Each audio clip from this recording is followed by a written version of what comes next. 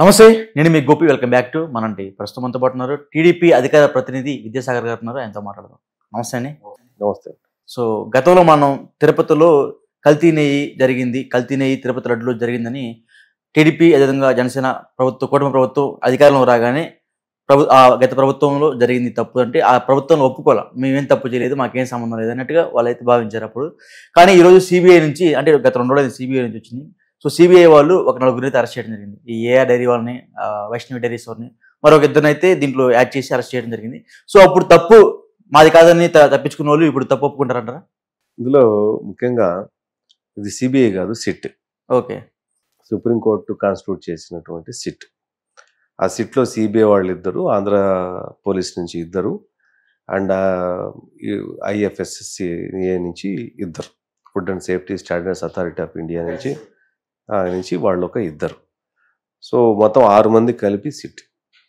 ఇక్కడ 6 మందిని కాన్స్టిట్యూట్ చేయడంలో ఏంటంటే 3 డిపార్ట్మెంట్స్ నుంచి మొట్టమొదటిగా ఇది ఆరోపణ వచ్చాడు. స్టేట్ గవర్నమెంట్ సిట్ కాన్స్టిట్యూట్ చేసింది. దీని మీద కోర్టుకి వెళ్ళింది వైసీపీ వాళ్లే.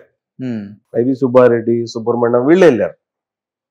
ఓకే. సుబ్రహ్మణ్యం స్వామి వీళ్ళంతా కలిపి కోర్టులో వెళ్ళారు. ఇది స్టేట్ గవర్నమెంట్ కాన్స్టిట్యూట్ చేసినటువంటి సిట్ కాదు. అక్కడికి వెళ్ళి వాళ్ళు చెప్పింది ఏంటంటే స్టేట్ గవర్నమెంట్లో న్యాయం జరగదు, దీన్ని సిబిఐకి ఇవ్వాలి,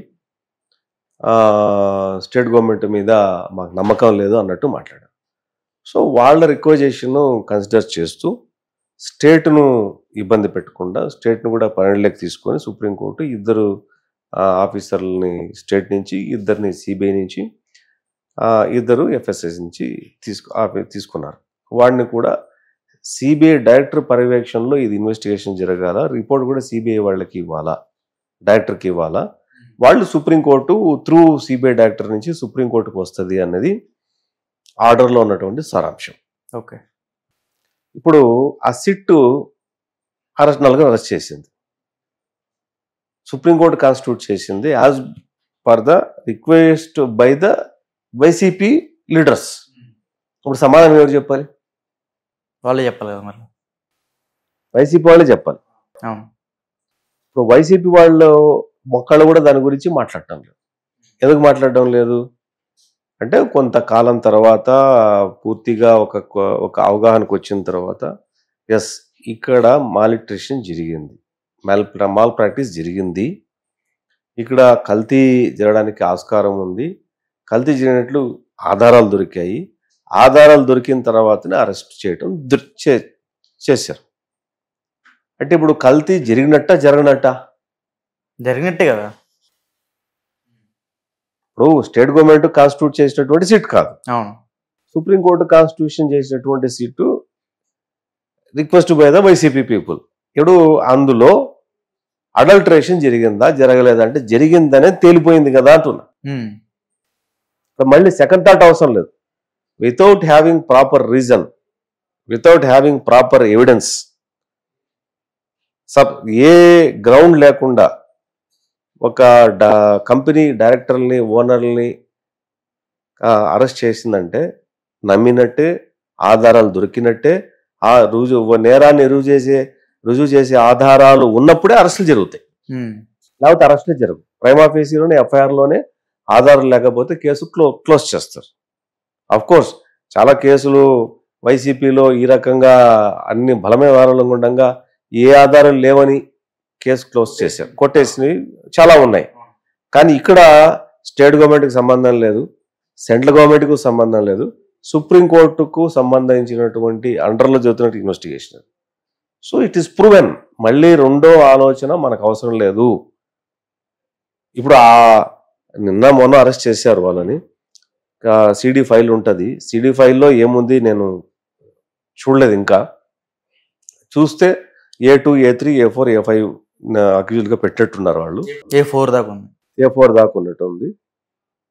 A5 వరకు ఉండాలి. 4 అరెస్ట్ చేశారు. A1ని అరెస్ట్ చేయలేదు, చూపించింది అక్కడ A2, A3, A4, A5 5 మంది అరెస్ట్ చేశారు, 4 అరెస్ట్ చేశారు. సో ఒక్కొక్క CD ఫైల్లో అరెస్ట్ చేసేటప్పుడు కేసు డైరీలో వాళ్ళకు ఉన్నటువంటి సిబిఐ సిట్ వాళ్ళ మీద ఏ రకంగా ప్రైమా ఫేసీని ఫిక్స్ చేసింది అనేది నేను ఇంకా చూడలేదు. సో నేను తిరుపతికి వెళ్ళిన తర్వాత కుదిరితే ఆ డాక్యుమెంట్ని సంపాదించి కోర్టు ద్వారా తీసుకొని డాక్యుమెంట్స్ చదివినప్పుడు కానీ వాళ్ళు ఏ రకమైనటువంటి ఇన్వెస్టిగేషన్ చేశారు, A2 మీద ఏ రకంగా ఫిక్స్ చేశారు, A2, 3, A4, A5 ఈ 5 మంది మీద ఏ రకమైన నేరారోపణలు ఉన్నాయి, ఎటువంటి సెక్షన్లు వీడికి ఫ్రేమ్ చేయబోతున్నారు అనేది అట్లీస్ట్ డాక్యుమెంట్ చూస్తే మనకు అర్థమవుతుంది. అంటే ఇప్పుడు తెలిపింది యాక్చువల్గా కల్తీనే జరిగింది, కల్తీనే కలిపారు అన్నట్టుగా మనకు తెలిపింది. యాక్చువల్ అరెస్ట్ చేశారంటే తెలిపినట్టే. సో అప్పుడు తెలుగు ప్రజలందరికీ గత వైసీపీ ప్రభుత్వం ఎట్లాగా మొహం చూపించుకుంటుంది అంటారు? అది వాళ్ళగా వాళ్ళు అడల్ట్రేషన్ జరగలేదు అన్నారు, తప్పుడు ఆరోపణలు చేసింది ఏంది వాళ్ళు అన్నారు. తిరుమల తిరుపతి లడ్డుని మన తెలుగు ప్రజలందరూ ఒక ఆరాధ్య దైవంగా మనం చికెన్ కూడా తిన్నాం. లడ్డు తీసుకుని ఇంటికి వస్తే చికెన్ కూడా తిన్నాం. ఇంట్లో ఏదో పొంగల్ ఏదో పెట్టుకొని తర్వాత ఆ లడ్డుని ఇంటి పక్కన పంచుకొని మనం ఆరాధ్య దైవంగా పూజిస్తూ ఉంటాం. సో అలాంటి లడ్డూలు కల్తీ నెయ్యి కలిపారంటే ఎట్లా భావించవచ్చు దాన్ని? ఇప్పుడు నేను అదే అంటున్నాను. ఇప్పుడు అది భక్తుల మనోభావాలకు సంబంధించిన విషయంతో పాటు భారతదేశంలో కాకుండా బయట దేశాల్లో నివసిస్తున్నటువంటి ప్రవాస భారతీయులతో సహా ఈ భూమండలంలో ఉన్నటువంటి ప్రతి హిందూ మతాన్ని ఆచరించే భక్తుడి యొక్క మనోభావానికి సంబంధించింది. ఇది ఎంత పెద్ద నేరమో ఎంత పెద్ద పాపమో అన్న విషయం అడల్ట్రేషన్ చేసినోడికి అనిపించలేదు. ఆ రోజు అడల్ట్రేషన్ జరుగుతుంది తెలిసి సైలెంట్గా ఉన్నోడికి అనిపించలేదు. మరి ఆ పాప పరిహారం జరగాల కదా. ఇప్పుడు అదే జరుగుతుంది. ఏదైతే గుండెలు బాదుకొని లేదు లేదు లేదు అన్నవాళ్ళు ఈరోజు 4 అరెస్టులు చేస్తే ఒక్క వైసీపీ లీడర్ మాట్లాడలేదు. ఎందుకు మాట్లాడలేదు? తప్పు కనపడుతుంది కదా, చేసిన తప్పు ప్రత్యక్షం కనపడుతుంది. అదే వీళ్ళు స్టేట్ గవర్నమెంట్ గనక కాన్స్టిట్యూట్ చేసినటువంటి సిట్టు గాని అరెస్ట్ చేస్తుంటే అడిచి గగ్గోలు పెట్టేసేటోళ్ళు కుట్రపూరితంగా చేశారని. ఇప్పుడు ఆ మాట కూడా మాట్లాడడానికి యోగ్యత లేదు, స్కోపు లేదు వైసీపీ వాళ్ళకి. ఎందుకంటే ఆ సుప్రీంకోర్టు ఇచ్చినట్టే మీ పిటిషన్ మీద ఇచ్చినటువంటి జడ్జిమెంట్ అది. దానికి మీరు ఒప్పుకున్నారు, మీ అండర్లో జరగాలన్నారు. సరే మా అండర్లో జరుగుని అని సుప్రీంకోర్టు ఒప్పుకుంది. ఒప్పుకున్న తర్వాత ఇచ్చినటువంటి సిటే కదా అది. మరి ఇంకా అక్కడ వాళ్ళకి నోరెక్కడుంది ఇక్కడ మాట్లాడడానికి? ఇప్పుడు అసలు నేరస్తులు బయటికి రావాలి. ఎవరు టెండర్లు పిలిచారు, ఆ టెండర్లో ఆ క్లాసిఫికేషన్స్ ఎందుకు మార్చాల్సి వచ్చింది, పాత టెండర్ నిబంధనలు ఇప్పుడు ఎందుకు వాటిని మార్చి 800 కిలోమీటర్లు ఉన్న పరిధిని 2000 కిలోమీటర్లు ఎందుకు చేయాల్సి వచ్చింది, ఆ రేటును ఎందుకు రివర్స్ టెండరింగ్ చేయాల్సి వచ్చింది, మార్కెట్లో ఆ ప్రైజ్కు నెయ్యి దొరుకుతుందో దొరకదా, ఇంకా తక్కువకి వస్తుంది. ఆవు నెయ్యే పెట్టాలనుకున్నప్పుడు డైరీ నుంచి వచ్చే నెయ్యి ఆవు నెయ్యి అవునో కాదో ల్యాబ్లో పరీక్షించకుండా అసలు క్వాలిటీలో బాగలేదని చెప్పేసి ప్రజలందరూ ఆరోపణలు చేస్తున్నప్పుడు, భక్తుల నుంచి ఆరోపణలు వచ్చినప్పుడు ఆ నెయ్యిని భగవంతుడి నైవేద్యాలకు వినియోగించినప్పుడు భక్తుల యొక్క నెయ్యి అనమాకండి సార్, పందికో అది అడల్ట్రేషన్. మనం ఆ పదం ఉపయోగించలేము, భగవంతుడు కాబట్టి ఆ పదం ఉపయోగించలేము. అడల్ట్రేషన్ మనం పదే ఆ పదాన్ని ఉపయోగించడం వల్ల దేవుడిని మనం ఇదవుతుంది ప్రాబ్లం అన్నట్టు. అంటే మనసు అది గాయపడుతుంది. పదం ఉపయోగించినట్టుగా ఎట్లా ఉంటే చేసిన వాళ్ళకి ఎట్లా ఉంటుంది అంటారు? నేను అదే అంటున్నాను. ఇప్పుడు ఇంత జరిగినప్పుడు అసలు ఆ పని చేయాలని తలంపు మనసులోకి వచ్చిన వాడికి పాపహారం జరగాలి కదా. మరి రోజు అది జరుగుతోంది. జగన్మోహన్ రెడ్డి పాపహారం జరిగింది ఓ 20%, ఇంకా 80% ఉంది. అదే భగవంతుడు చూస్తాడు జగన్మోహన్ రెడ్డికి. ఇంత అడల్ట్రేషన్ చేసిన తర్వాత అసలు ఒక్క కామెంట్ లేదు. నాకు గత 48 గంటల్లో నేను చూసినంత ప్రకారం అయితే not even single comment YCP నుంచి. అవును, ఎవరైతే పిటిషన్ వేసారో సుబ్బారెడ్డి ఎక్కడున్నాడో తెలియదు. ఎవరైతే పిటిషన్లో ఇంప్లీడ్ అయ్యాడో సుబ్రహ్మణ్యం స్వామి పత్తా లేదు. ఇప్పుడు చేయాలి కామెంట్స్. ఇప్పుడు కామెంట్ చేస్తే సుబ్రహ్మణ్యం స్వామికి జైలు వెనకాల వెళ్ళడం ఖాయం. అవునా? అది సుప్రీంకోర్టులో అతను కూడా ఇంప్లీడ్ అయ్యారు పిటిషన్లో. అతను కూడా రిక్వెస్ట్ చేశాడు కదా సుప్రీంకోర్టు అండర్లో జరగాలి, కేంద్రానికి సిబిఐకి ఇవ్వాలని. మరి వాళ్ళు అరెస్ట్ అతను చేసిన పిటిషన్ రిక్వెస్ట్ మీదే యాక్టివిటీ చేంజ్ అయ్యింది. స్టేట్ గవర్నమెంట్ పరిధి నుంచి ఆ సుప్రీంకోర్టు తీసేసి అది అటానమస్ గా పనిచేయాలని చెప్పింది. Under by the CBI director అని చెప్పింది. దాన్ని సుప్రీంకోర్టు మానిటర్ చేస్తామని చెప్పింది. ఇప్పుడు సుబ్రహ్మణ్యం తలక ఎక్కడ పెట్టుకుంటాడు? ఎక్కడ సుబ్రహ్మణ్యం కనపడ్డు. ఓకే, ఆ లడ్డు నెయ్యి కల్తీలోని సుమారు 430 కోట్ల రూపాయలు అక్రమాలు జరిగినాయి చెప్తున్నారు. అది ఎంత జరిగింది, ఏంటి జరిగింది అన్నది మనకైతే ఇప్పుడు అది ఇన్వెస్టిగేషన్లో తేలాల్సిందే. అసలు ఈ ఏఆర్ డైరీ మధ్యలోకి ఎందుకు వచ్చింది, వాళ్ళు ఎందుకు టెండర్లోకి వచ్చారు, వైష్ణవారులు ఎందుకు వచ్చారు, ఈ బోలేబాబా గాడెవడు, లేకపోతే ఉత్తరప్రదేశ్కు దీనికి ఉన్న సంబంధం ఏంటి, తమిళనాడుకు వైష్ణవికి ఉన్న సంబంధం ఏంటి, ఈ 2 డైరీలకు మహారాష్ట్రలో ముంబైలో ఉండే ఒక జైన్ కుటుంబానికి సంబంధం ఏంటి, ఒక జైన్ కుటుంబం ఆ రకంగా చేయగలదా లేదా భగవంతుడికి. These are all very very important points.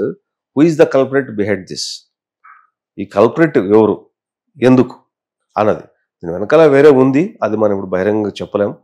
దాని వెనకాల కుట్ర ఉంది అనేది మా అనుమానం.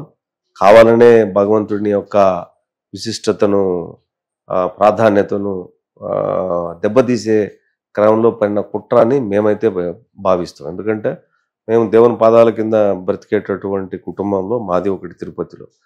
అక్కడ ఈ అడల్ట్రేషన్ జరిగిందన్న రోజు చాలామంది నాకు తెలిసి ఆశ్చర్యం కాదు, దిగ్భ్రాంతి. ఇది నిజమా, ఈ రకంగా ఇది నిజమేనా, ఈ ఆరోపణలు వాస్తవమేనా, ఆరోపణలు నిజం కాకపోతే బాగుంటుందని కోరుకున్న వాళ్ళు చాలామంది ఉన్నారు. కానీ చాలా సబ్స్టాన్షియల్ ఎవిడెన్సెస్ అంతా బయట వచ్చిన తర్వాత ఇది నిజమే అనుకున్న రోజు ఆ లడ్డు ప్రసాదం తిన్న ప్రతి హిందూ వాళ్ళు ఇప్పుడు అది ఆ ఇంగ్రీడియంట్స్ ఏవైతే చెప్తున్నారో ఆ ఇంగ్రీడియంట్స్ ఏదైతే మనం వాడము, యాజ్ ఎ హిందూ మతంలో వాడము, ప్రతి ఒక్కరూ కూడా ఇప్పుడు దానికి ప్రక్షాళన చేసుకోవాలి. పూజలు పునస్కారాలు పాపరిహారాలు చేసుకోవాలి. ఎవడో చేసిన పాపానికి అందరూ పరిహారాలు చేసుకునే పరిస్థితికి వచ్చేసింది. సో ఈ పరిస్థితుల్లో మొత్తం నిందితులు బయటికి రావాల్సిందే. మరి తొందరలో మళ్ళీ 2-3 అరెస్టులు అధికారులు వారు ఉండొచ్చు అని అంటున్నారు. మరి ఏ అధికారులు ఏంటి అనేది మనకు తెలియదు. రాబోయే రోజుల్లో ఖచ్చితంగా వాటి మీద అరెస్టులు ఉంటాయి. ఓకే ఓకే అండి, థ్యాంక్ యూ అండి. Thank you.